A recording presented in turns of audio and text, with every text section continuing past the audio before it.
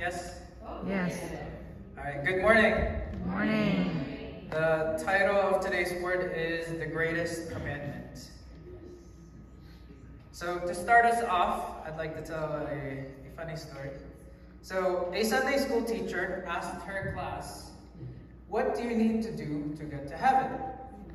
One little boy eagerly raised his hand and said, "You have to be good." Another boy piped up. He said, "No, you have to go to church every Sunday." Before the teacher could respond, a quiet girl in the back spoke up. "I know the answer. You have to die first." So, friends, this past week, I realized just how blessed I am.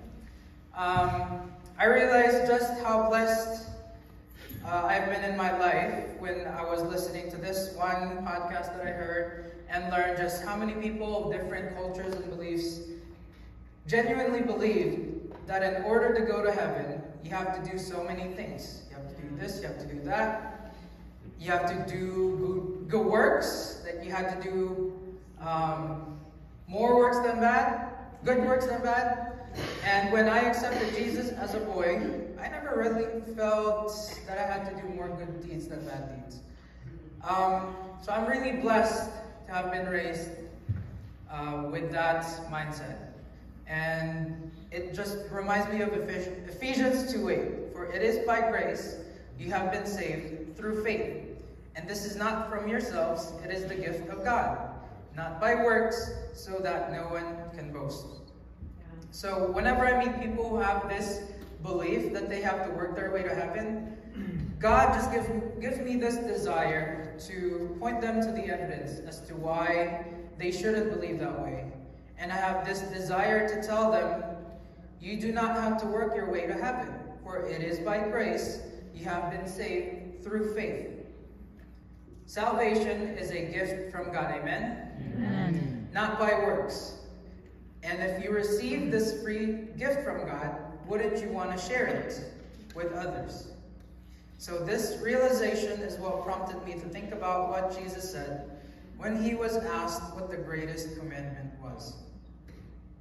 So, for reference, for background, I work in an elementary school and I deal with student behaviors every day.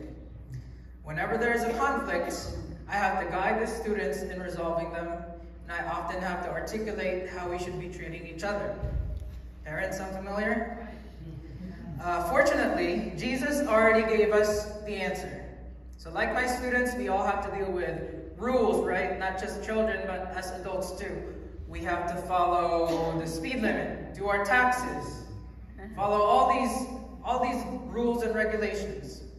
But thinking about all these rules can get overwhelming. And this is why I find comfort in Jesus' words in Mark 12:28-34. But let's pray first.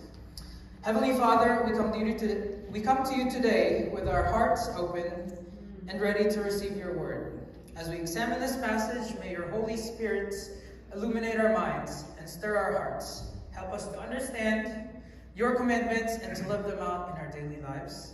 We ask this in the precious name of our Lord and Savior Jesus Christ. Amen. We said, amen. All right, Mark 12:28-34. Then one of the scribes came, and having heard them reasoning together, perceiving that he had answered them well, asked him, "Which is the first commandment of all?" Jesus answered him, "The first of all the commandments is, Hear, O Israel, the Lord our God, the Lord is one. And you shall love the Lord your God with all your heart, with all your soul, with all your mind, and with all your strength. This is the first commandment. And the second, like it, is this: you shall love your neighbor as yourself. There is no other commandment greater than these." So the scribe said to him, "Well said, teacher.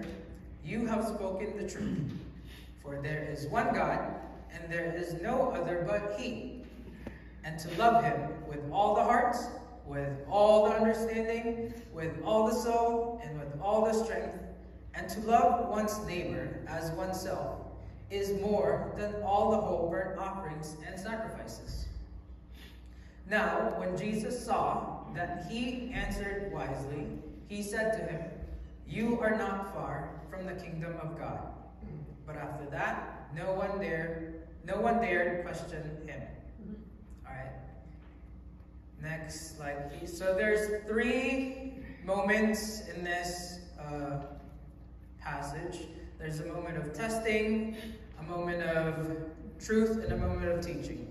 So in this passage we read, we find a teacher of the law, they called him a scribe, approaching Jesus. So this man was not just any ordinary person, right? He was a scholar, an expert in the Jewish law, someone who was well-versed in the scriptures.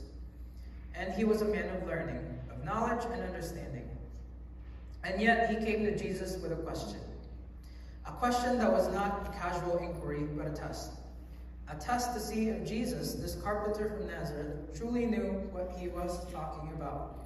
Teachers, does that sound familiar? When you have that one smart student coming up to you with all the questions, trying to prove you wrong. I know I have experienced that. So this teacher of the law heard Jesus debating with the Sadducees, and he had seen how Jesus had silenced them with his wisdom. He had seen how Jesus had answered their tricky questions with ease. And so he came to Jesus with a question of his own. And this was a question that was designed to test Jesus.